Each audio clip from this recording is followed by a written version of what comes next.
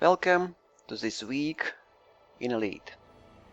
Nothing exciting happening this week, and I would call this episode Bugs and Merits, because that's what we had plenty this week. But let's start with smuggling. Early Monday you could get 4 million profit per run, so around 8.7 thousand profit per ton. Then first update came out, and you could only get 3.54 thousand per run, but after several hours it was nerfed even more. So now smuggling will net you 2.5 to 3,000 profit. The fun part is that if you are scanned, you'll get fined twice as big as your profit. If that makes any sense to you, I'm happy, because it doesn't make any sense to me.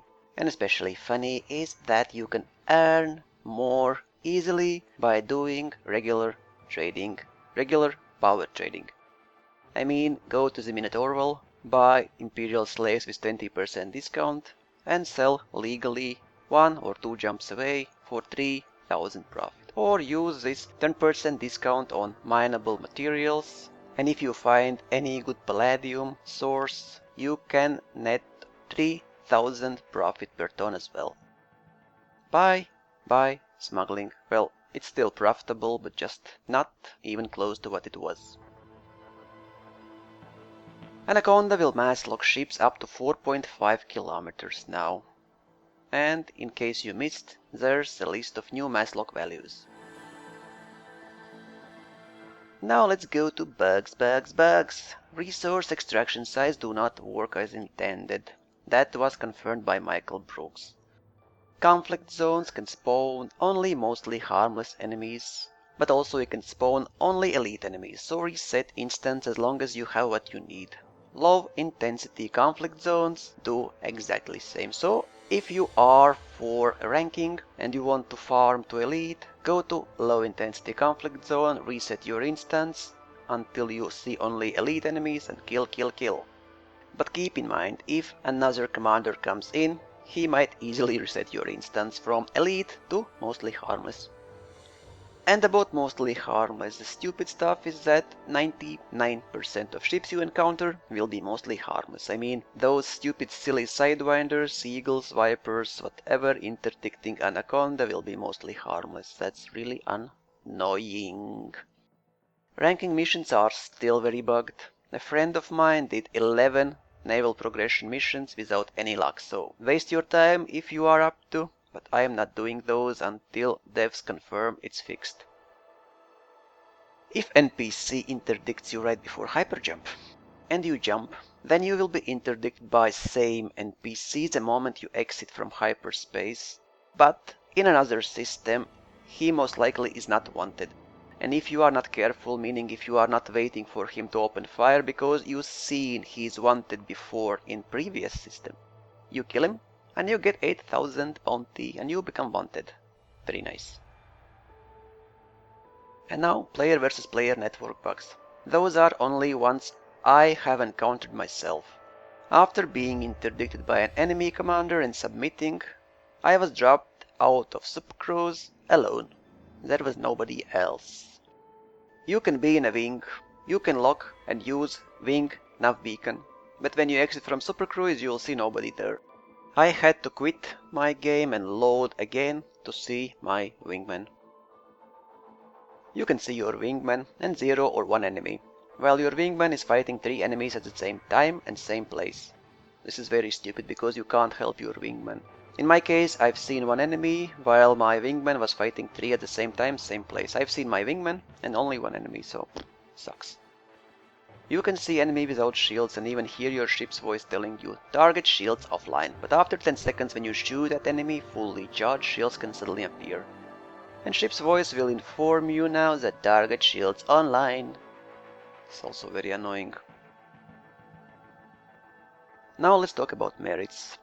If you pledged for power, it's very important. If you didn't, just ignore this. So your merit total from the previous cycle is halved, then added to your current cycle value. After 2 cycles, its value is halved again before being added. After 3 cycles, the value is halved once more. After 4 cycles, the value is no longer added. So each week we will have a sum of merits: 15% from last week, 25 from 2 weeks ago, and 12.5 from 3 weeks ago. So if you want to have a ranking 5, you need to earn 10,000 merits week 1, 5,000 merits week 2, because you will have 5,000 from week 1, 2.5 thousand merits at week 3, because you will already have 7.5 thousand from week 1 and week 2. And from now on you will have to earn 1,250 merits each week, because you will have 8,750 merits from previous weeks. So if you are ranking 5 and you will take 50 free commodities each 30 minutes, it will take you around 12-13 hours each week. If you only buy merits for 10,000 credits each, I mean buy commodities that you can turn into merits later, you will start earning from week 6 only. So go to ranking 5 only if you are sticking with this power for much longer than 6 weeks. Or you really need the power benefits at ranking 5. I would say these 50 million is nothing compared to what you can get in trading. Even in type 7 you can get same amount and even more. In Anaconda you could get 3 times more in 13 hours just by trading. So if you are a trader and in for money, you are wasting your time with those merits and power commodities.